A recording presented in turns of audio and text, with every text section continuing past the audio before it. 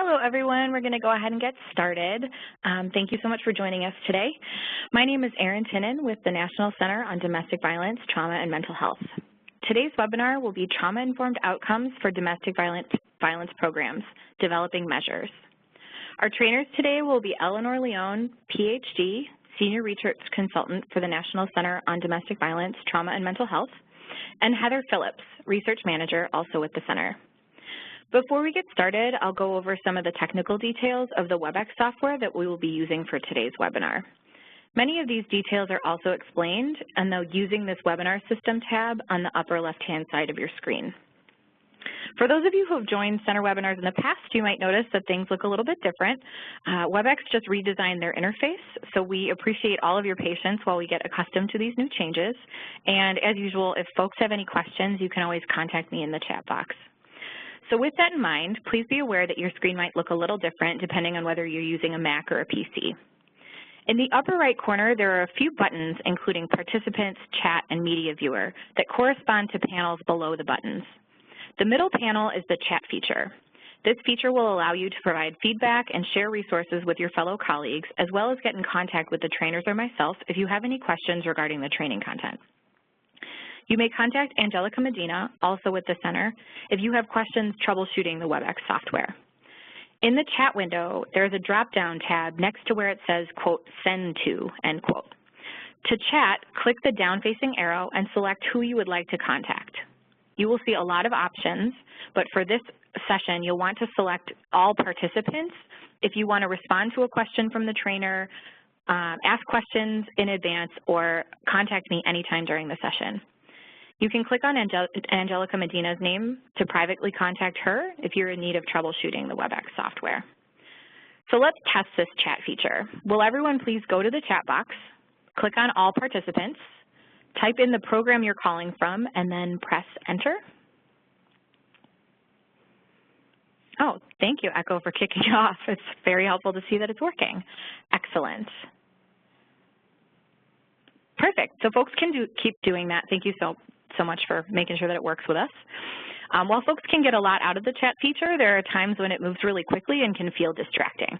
So if this is true for you, you can feel free to minimize the chat box by clicking the arrow next to where it says chat, and you can always open it again with the same arrow if you choose. We will be providing live captioning during this webinar. Below the chat panel, there is a media viewer panel. This will contain the captions. If you do not want to see the captions, click on the down-facing arrow next to the word media viewer, the same way you might if you want to hide the chat box. At the end of the webinar, you'll be taken to a very brief evaluation. Please take a moment to let us know what was useful and what could have been better. If you get disconnected at any point, return to the email you received with the original webinar link and re-enter the training. Sometimes sound cuts out due to internet connection, so feel free to call in if that becomes a problem for you. If you're experiencing technical difficulties and are unable to contact Angelica or myself, you may call WebEx Tech Support to resolve any additional issues. That phone number, which we will also post in the chat box, is 1-866-229-3239. Again, thank you so much for joining us today, and I will now turn the training over to Heather.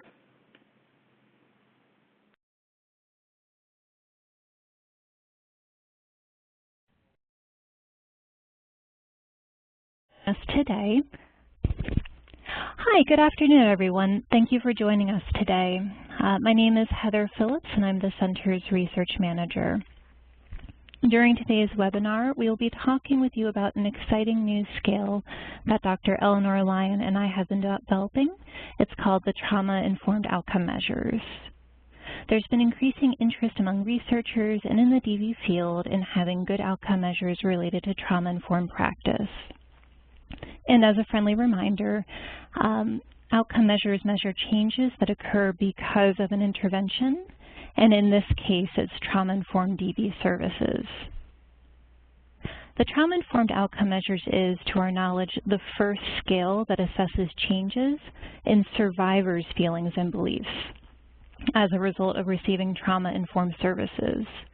It will fill a major gap in measurement, and it will also help DV programs to document some of the benefits that survivors experience as a result of their services. So this is all very exciting. We are currently in the process of refining and finalizing the scale after a pilot test. And today we'll be sharing with you our draft measure and the results of the pilot test.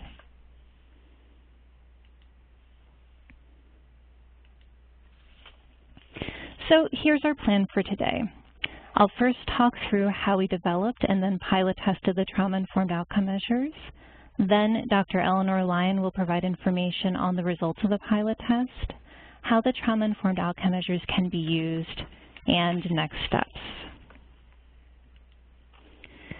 First, let's talk about how we developed the trauma-informed outcome measures.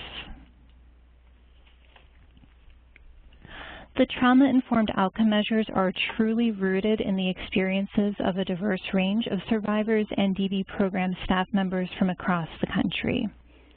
In order to make sure that the trauma-informed outcome measures are reflective of the experiences of survivors, we held a series of focus groups, first with staff and then with survivors, in 6 domestic violence programs. These 6 domestic violence programs represent rural, small city, and urban areas in the Southwest, the Northwest, the Midwest, and also the Southeast. 3 are mainstream domestic violence programs, and 3 are culturally specific domestic violence programs. So before doing any focus groups, we held calls with a handful of program staff members in each domestic violence program. And just to clarify, the things I'm going to be talking about, that we did this whole process separately for each domestic violence program. So for domestic violence program A, our calls were just with staff from that program, and our focus groups were just with staff and then with survivors from that program. So now that we have that out of the way, during the initial calls with DV staff members, we learned more about the programs, focusing on the ways that they provide trauma-informed services. And we used this information to develop questions for our focus groups with staff members. The staff members who participated in the focus groups represented a variety of roles within their organization. For example, some were shelter staff, we had legal advocates, some were children's advocates, some were counselors. The focus groups with staff members were almost all held over the phone, though we were able to do in-person focus groups in a couple of cases. And we recorded each focus group and then we transcribed it. So next, we used the information that we collected from each staff focus group to develop the questions for focus groups with survivors at each program. Before each focus group with survivors, we of course obtained Institutional Review Board approval for our work. For the focus groups with survivors, DV program staff invited survivors to participate, and survivors had to be over the age of 18, current or former program participants, and generally doing well, so not in crisis at the time of the focus group. DV program staff members without direct service relationships with these survivors facilitated the focus groups.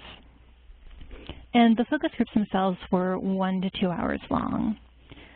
Survivors received $25 for participating in the focus group in appreciation of their time and their effort. And DV programs also provided some really wonderful snacks, transportation, and also child care during the focus groups. All efforts were made to make sure that the focus group stayed as confidential as possible, and all survivors provided verbal consent to participate. So across all 6 programs, focus groups were conducted in 3 languages, English, Spanish, or Korean, and they were recorded. And while we tailored the questions for each focus group, all of the focus groups covered these core themes.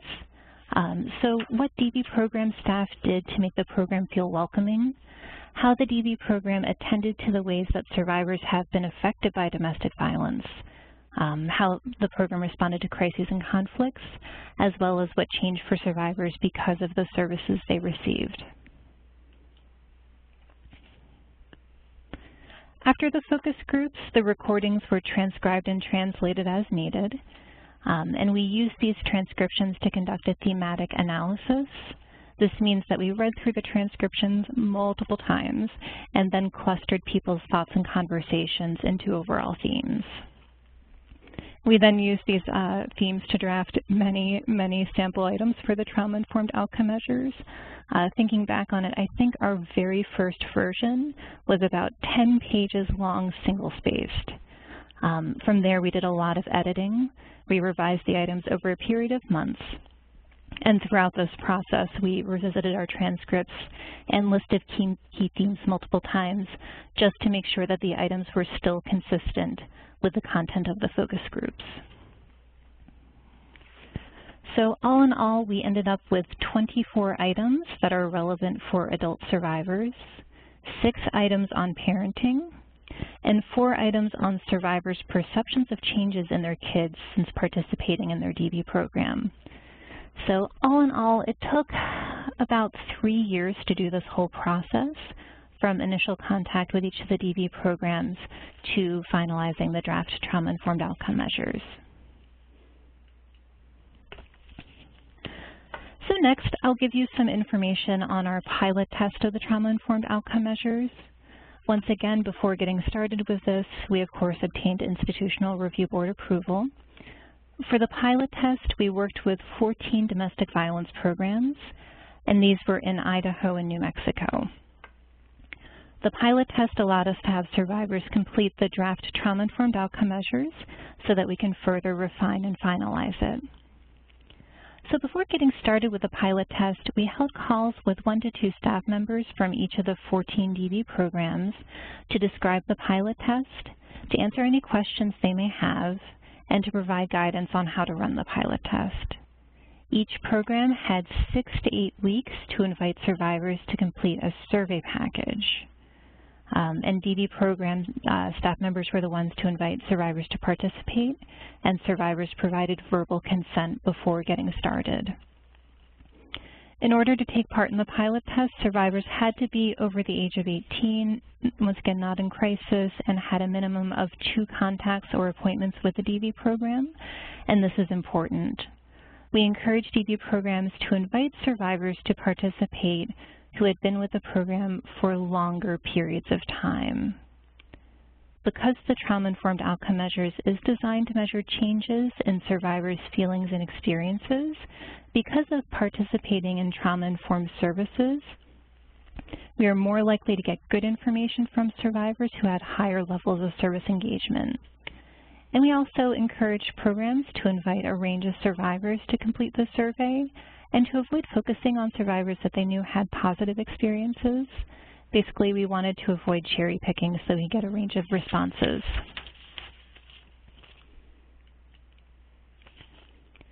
Before programs began the pilot test, we prepared and shipped what I call care packages to all the participating DV programs, and the care packages included all the surveys and the materials that were needed for the pilot test. And the survey that survivors completed has several sections. It has items on demographics and service utilization. It included, obviously, the trauma-informed outcome measures, as well as selected items from the trauma-informed practice scale, which you may be familiar with.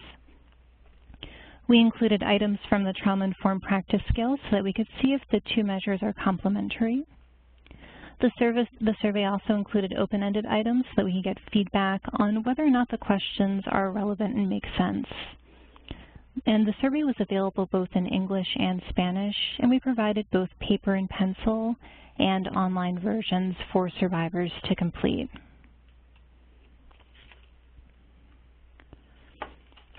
So survivors were given stamped addressed envelopes with NCDVTMH's address on it so that they could mail the survey directly to us once it was complete.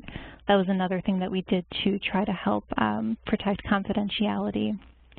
Our fabulous research assistant, Orapan Kayuken, entered, cleaned, and managed all of the data.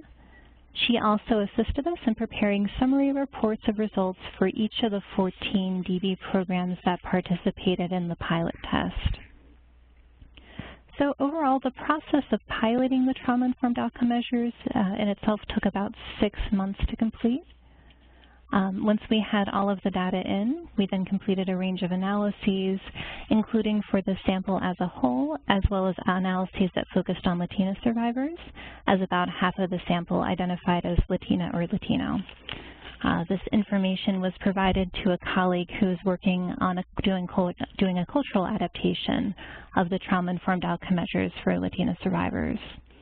And we'll be talking more about cultural adaptations of the trauma-informed outcome measures towards the end of this presentation. But for now that we've talked through the process of developing and pilot testing the trauma-informed outcome measures, Dr. Eleanor Lyon will take it from here, and she'll start with providing information on the results of the pilot test.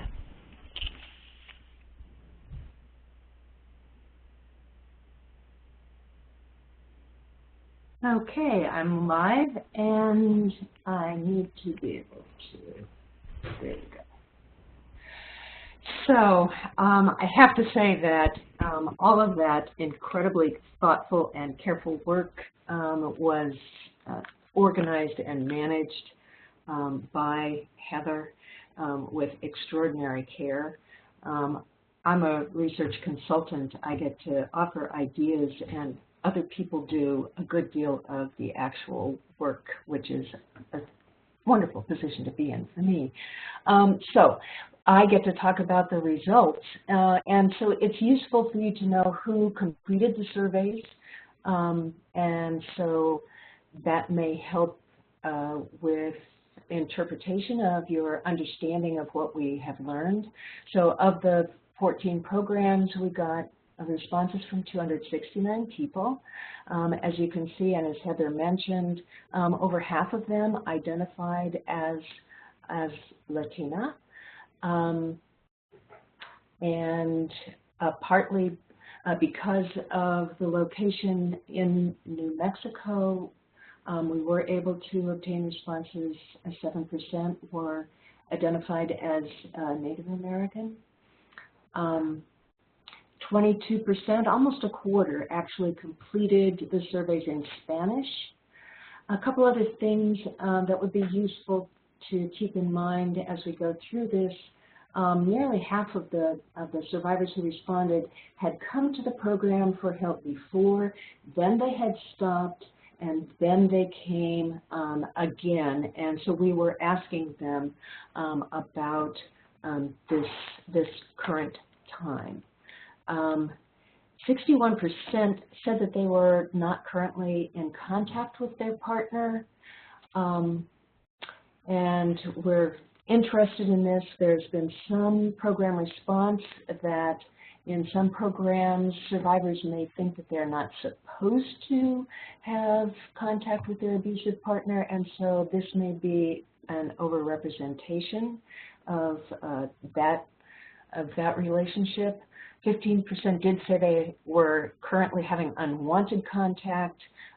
Others were in contact without problems, and then 7% were still in a relationship and characterized that as having problems.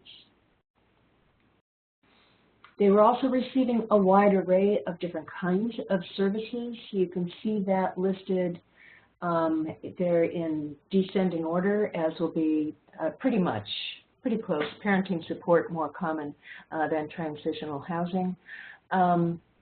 And we will be always sharing numbers in descending order, so that may make it easier for you to look at some of the, there's a lot of numbers in here, folks, to see those and to interpret them. But you can see over half advocacy and support, nearly 3/4 in some kind of counseling or therapy.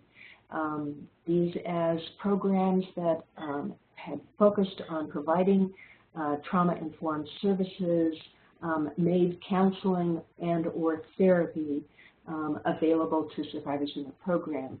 About half in a support group, and just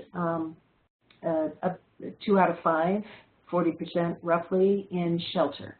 So you see the array of services being provided. Explicit programming for parenting support, about 1 in 5, and supports and services for children, a little over a quarter. But obviously, many people come to programs and are involved in multiple kinds of services. So 3 or more types, over half were involved in 3 or more. Below that, you see sort of how far along, how many contacts or appointments they'd had. So 47% had 5 or fewer. So this is not just people who had been involved for a long time, although a third had more than 10 appointments or contacts. For those who are in shelter, you can see how it breaks down. 20% had been there over 3 months, and a third 1 to 3 months. The missing percentage, for those of you who are quickly adding to see whether this adds up to 100, is between 2 weeks and 1 month. So the way that I've organized this is we're first going to talk about what survivors reported they had experienced as far as practice. And so these are items modified from the TIP scale that was developed by Chris Sullivan and Lisa Goodman with substantial support and involvement from Josie Serrata and others at other programs. So this is the percentage that said that these things were very true, and again in descending order. So I think that one of the fundamental issues that is involved in providing trauma-informed support to survivors is that the survivor is able to direct and have control over how things proceed, and they're not forced into doing things that, or saying things or talking about things that they're not comfortable in doing. So to have that as the most commonly reported experience by survivors is certainly a very positive. So you can see in descending order, those are the items, focusing on stress, respecting choices, some opportunities to learn about how relationships can be affected by abuse, and how thinking clearly and remembering can be affected by abuse, and how mental health can be affected by abuse. And then at the bottom of the list, you see staff have talked with me about how to handle unexpected reminders, what are sometimes called triggers. We're now calling those unexpected reminders of abuse and other difficulties. So 3/4 reported that that was very true.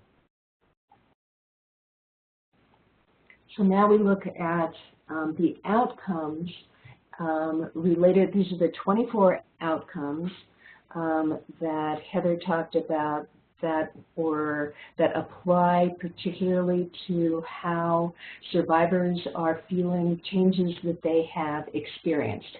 This is really number dense, but you will have copies of the slides available to you after the webinar, so not to worry. The way to understand this is taking the first one for an example. I better understand how I have been affected by the abuse and hardships I have experienced. That's the full phraseology. I tried to have less words on the slide, so this is not the exact wording of each item. But the first number is strongly agree and agree combined. The second part is strongly agree only. So for the first item, 96% either strongly agreed or agreed that they, as a result of services, better understand how they've been affected by the abuse and violence that they may have experienced. 65% strongly agreed. So that's the way all of them are structured. and certainly better understanding the effect of abuse would be something that you would hope might be an outcome of trauma-informed services.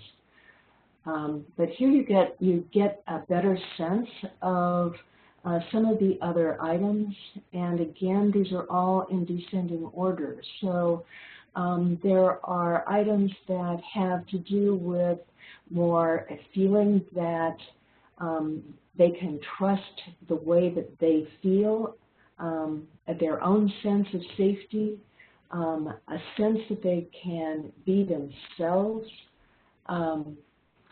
having more strategies to deal with feelings related to abuse. So I'm not going to read through all of these, but want to give you a sense to look at these a bit here.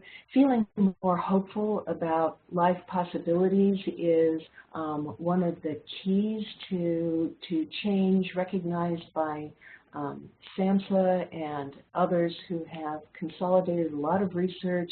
Feeling more hopeful is sort of a threshold requirement of subsequent change, an ability to change, feeling that change is possible, that life can be better. So hope is really a crucial experience, a crucial outcome to obtain, and you can see that it's very high. Here, 90% either agree or strongly agree, over half strongly agree. So we also have more confidence. Some of the survivors in the focus groups, now again, these items came directly from focus groups. One of the things that they talked about was their ability to recognize that other people likely had been affected by abuse similar to them. So continuing in descending order, 87% of those who answered either strongly agreed or agreed that they were more interested now in helping other survivors, but this was one of the items that was most simply left blank. So there's more sense of efficacy, feel better at solving problems. This is one, the next one is one that I sort of resonate with emotionally, more often feel that I matter as a person. Survivors in focus groups said this in many ways, and here we see that as a very strong outcome. As a result of services, they are much more aware that there are good people in the world. When experiences of abuse had kind of constrained and confined the sense of the world and the people around them, the experience at the program had helped open them up to feeling that there are good people. More in touch with my feelings, and that certainly comes from a sense of safety and security in some of the practice that we talk about. More often feel that the world is open and not dominated by abuse and violence. Understanding of anger and ability to handle it. One of the things that we did when we did these analyses, we looked at their relationship with the trauma-informed practice, the TIPS scores on those items that you saw. We added them together and then looked at the relationship. We found that the relationship between those TIPS scores and every single one of these outcomes were significantly related, but I want to highlight a couple that were especially strongly related. Knowing more ways to deal with feelings related to abuse from the previous slide, more hopeful from the previous slide, more able to recognize others from the previous slide. And on this one, awareness of good people, more in touch with feelings, more often feeling that the world is open, and more comfortable expressing what I think and feel. So those things were especially strongly related to trauma-informed practice. And then the final outcomes, again, still in descending order, feeling less alone, trusting my gut, having sad or painful feelings less often. That's one that it was also especially strongly related to trauma-informed practice as measured by the scale, and feeling anxious less often. So those are the 24 items that are part of our trauma-informed outcome measures that focus on survivors' feelings and the changes that they have experienced. Certainly, one would want to say that these are very strong and positive outcomes. We also, however, recognize the absolute centrality of children to survivors who are mothers in their experience, and the importance of their relationships with those kids. So here we are looking at, again, modified from the trauma-informed practice scale, the experience that they have. Survivors report about focus on children and their relationships with their children. So again, this is very true. These are the responses only for those who say that they have children. And so focusing on strengthening the relationship came through as number one, and well above learning more about how their experience of abuse can affect their relationship, and then how children's relationships can be affected by witnessing or experiencing abuse.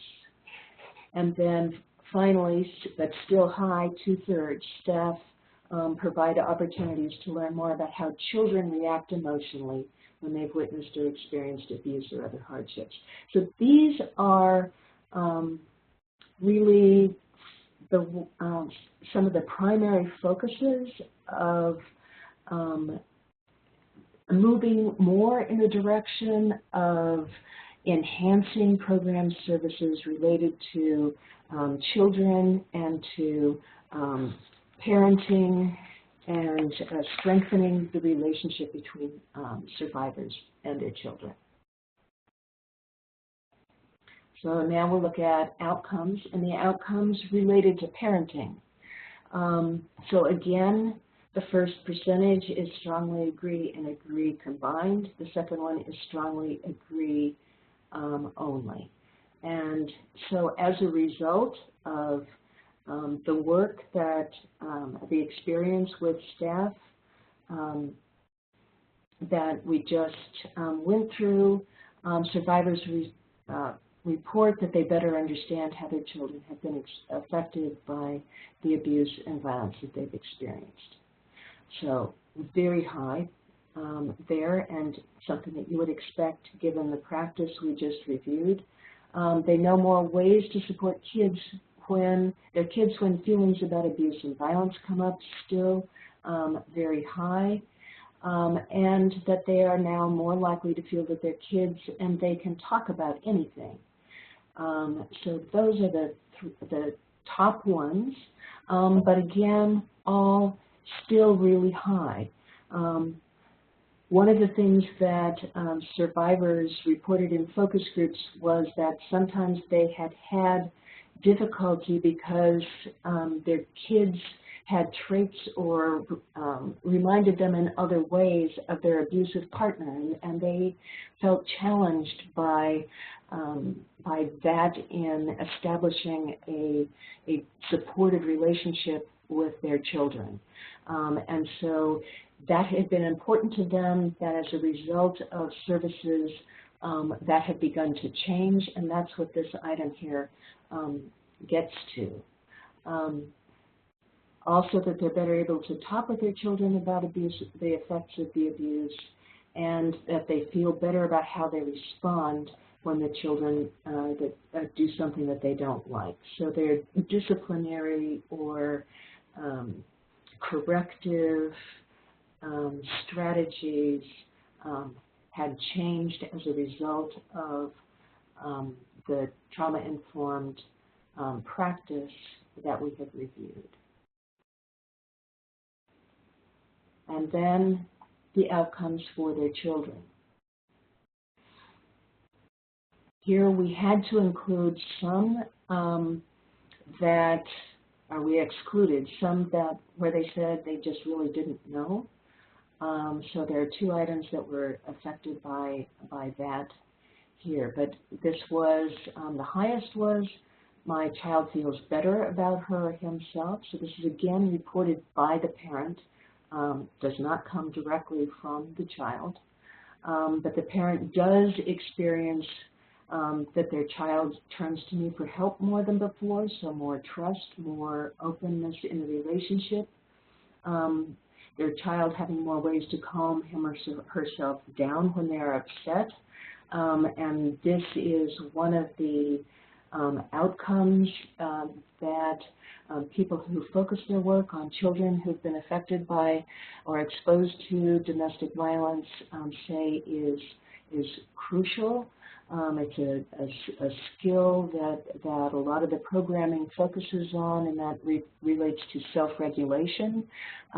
So the fact that nearly 3/4 say that their child has more ways to calm him or herself down when they're upset is a very positive and important outcome. And then the last one, the child has learned, has used what they've learned from the program in relationships with other people. Many of these items, again, were very strongly related to trauma-informed practice. And in fact, the relationships to trauma-informed practice items were even stronger for parenting and for children than they were for the general outcome measures that focus on the survivors' changes.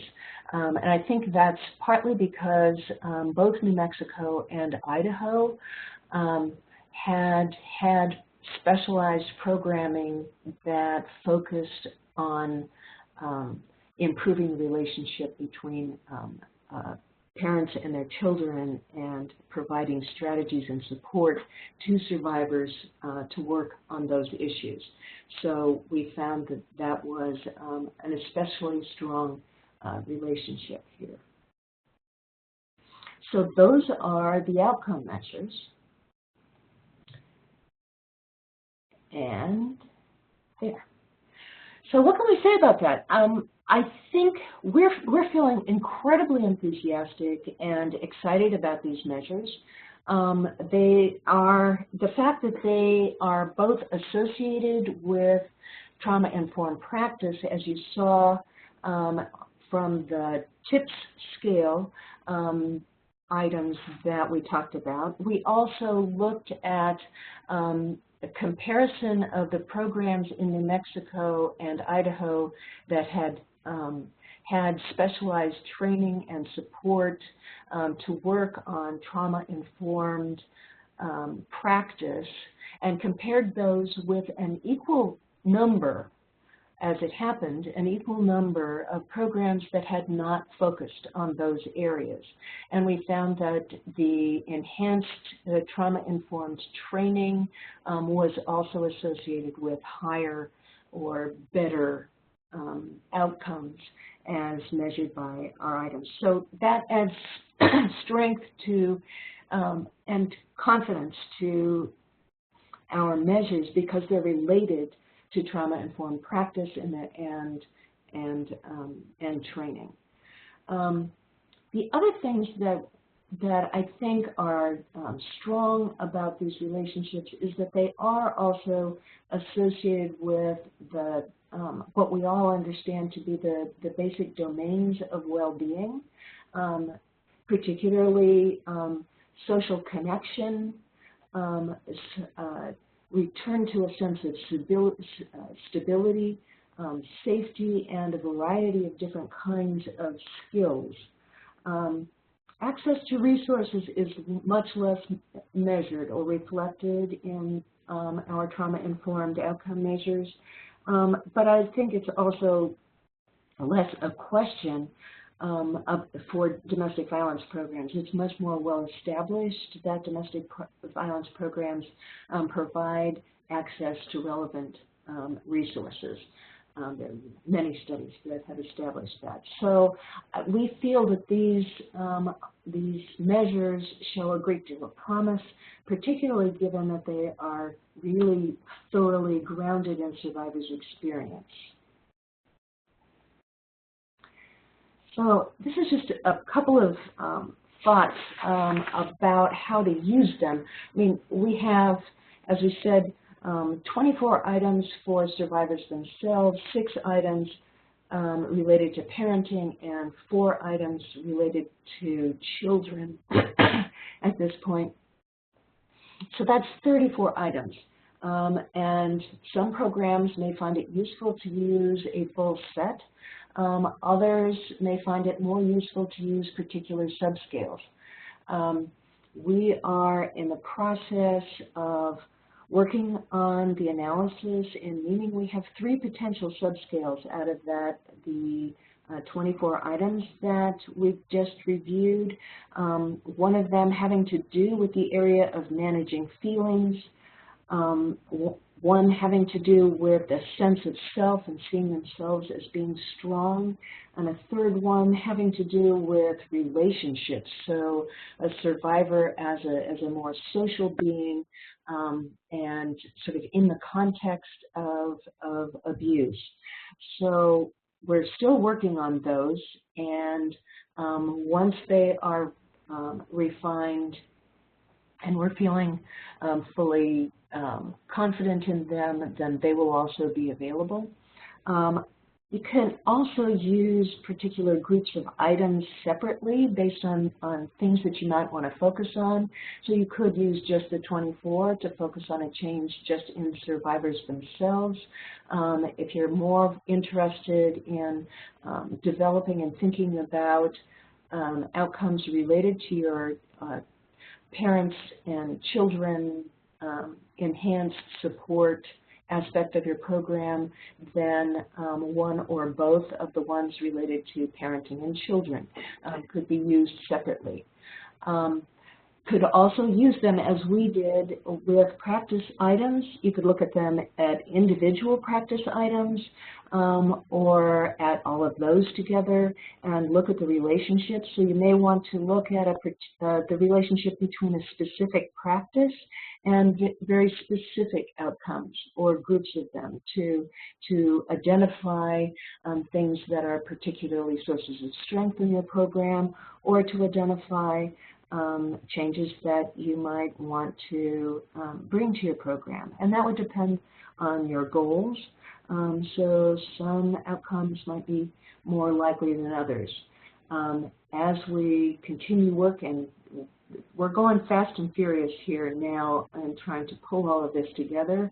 And we will be developing a guidelines document, and that will be posted on the website, and we'll let you all know when that's available. Also, of course, we will be posting, along with the report, the specific items that are involved here. So what are we going to do next? We're going to be doing some further testing to identify and refine those subscales. As Heather mentioned, we did ask a couple of questions at the end of the surveys to ask whether the things that were important as far as changes were captured. And so survivors were very positive about the 24 individually focused items. We would love to be able to reduce that number so that they're more usable by programs, but we do find that survivors are able to complete those in a very short period of time. So, but we are still working on reducing the number as well as refining the subscales. The feedback on the parenting and children's outcomes, there are more suggestions for change, particularly for rewording or adding some kinds of items. And in a couple cases also, some suggested that the question didn't get at a kind of change that was important for them and something else was more important.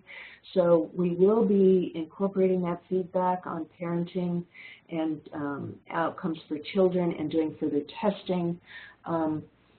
There are also more programs that are working nationally to focus on enhancing children's programming, and we may be able to test some of these items with them to further refine them. We are also working on cultural adaptation. Some of them are already underway. The work with the National Latino Network, there is a survey that has been conducted, I believe it's just about over, which used virtually all of our items along with many others. And so that we will be working with them to refine them for the Latino population. We also will be working with the other culturally specific centers, so we already have agreements underway to work with them, and we're going to be pursuing that. We also reviewed the items with a culturally specific program for Muslim women and found that there were substantial cultural differences in the way that trauma was understood and the way that trauma should be responded to, or how much of a priority it is. There was much more of a priority for concrete help for recent immigrants and refugees, and so it may be that something really quite different might be more useful for those populations. So we're going to continue to work with that program and others also to see how the measures should be changed or modified culturally. So we're very eager to continue to get more feedback and would love your reactions. If when you fill out the evaluation you can say, you know, I really liked this about it, and there are other things that seem to me to be, to raise questions, then we would love to hear that. So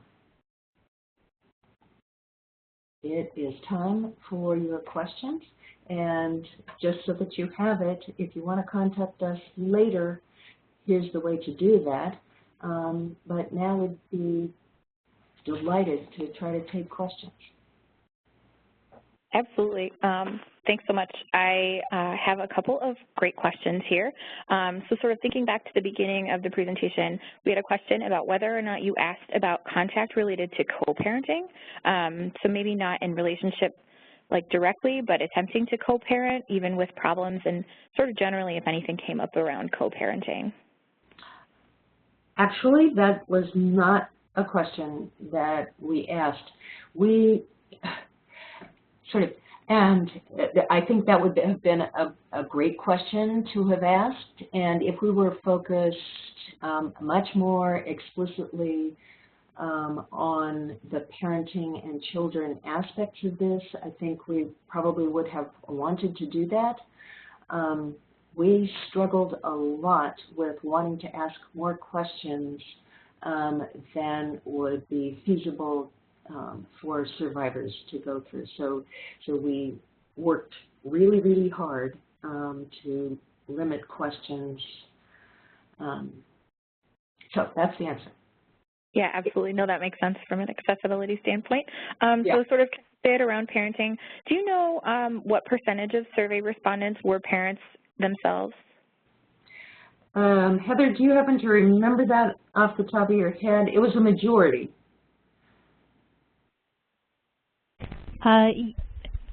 Yeah, I believe it was a majority. Off the top of my head, I don't remember the exact percentage, though.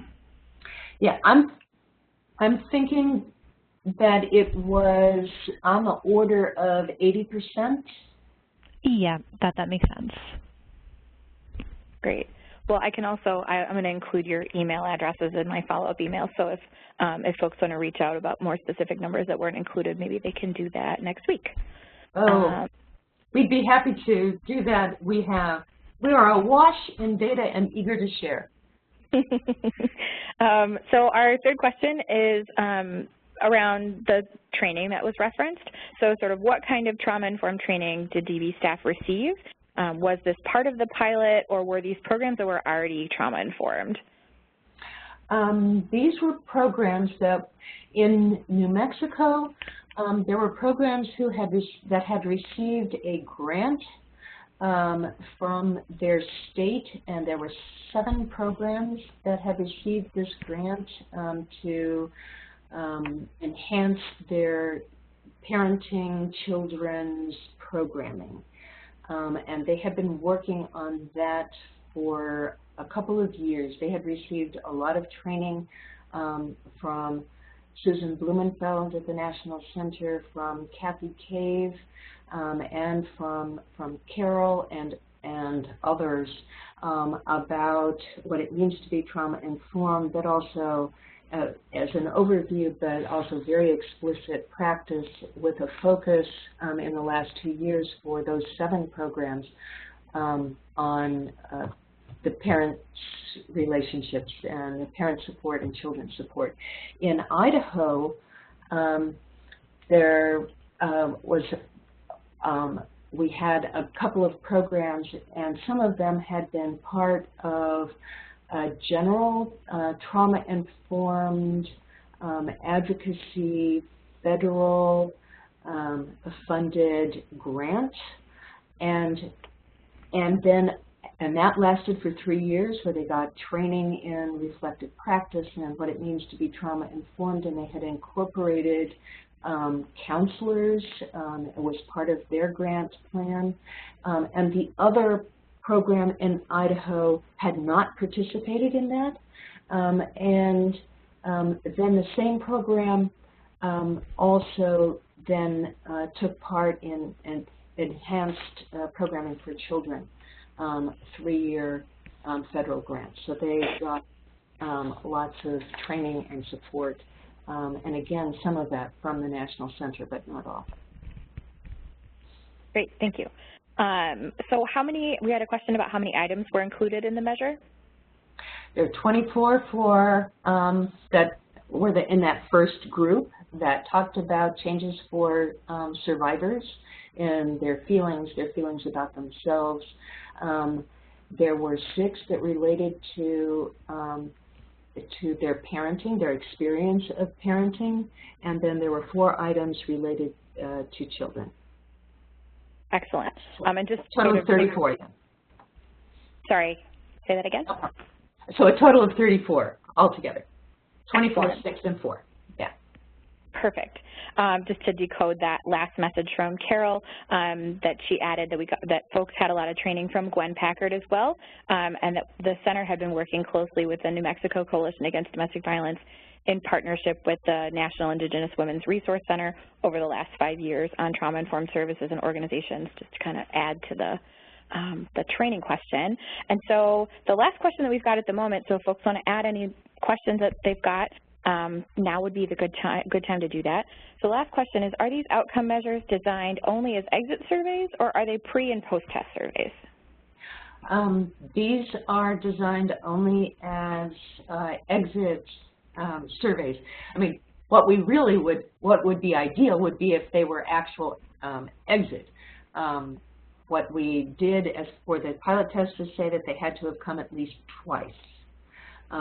So there's a wide range. As you all know, people don't often go through a formal exit process. It's also, I think that it would be not very difficult to modify these items so that they could be used in a pre and post way. But that requires some identification. It's more complicated analytically and more complicated for programs because you need to be able to link the pre and the post. So we had anonymous surveys, which was important for us at this stage. But I think we would certainly be looking at sort of pre-post potential versions of them, because I think that might be useful for some folks who have more resources and the time to be able to do that.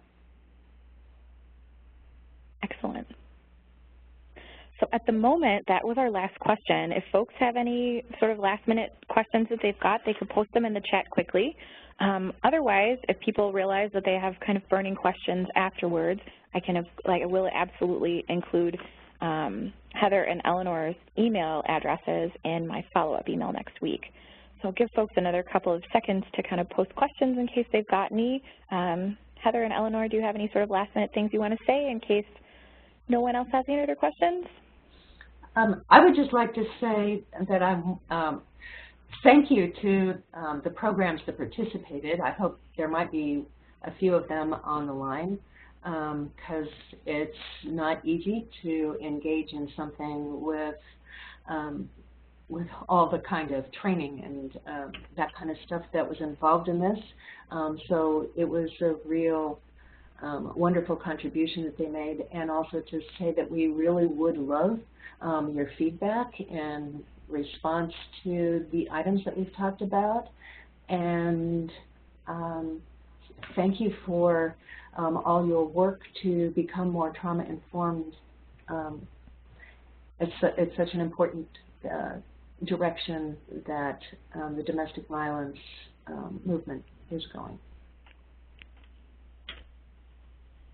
Excellent.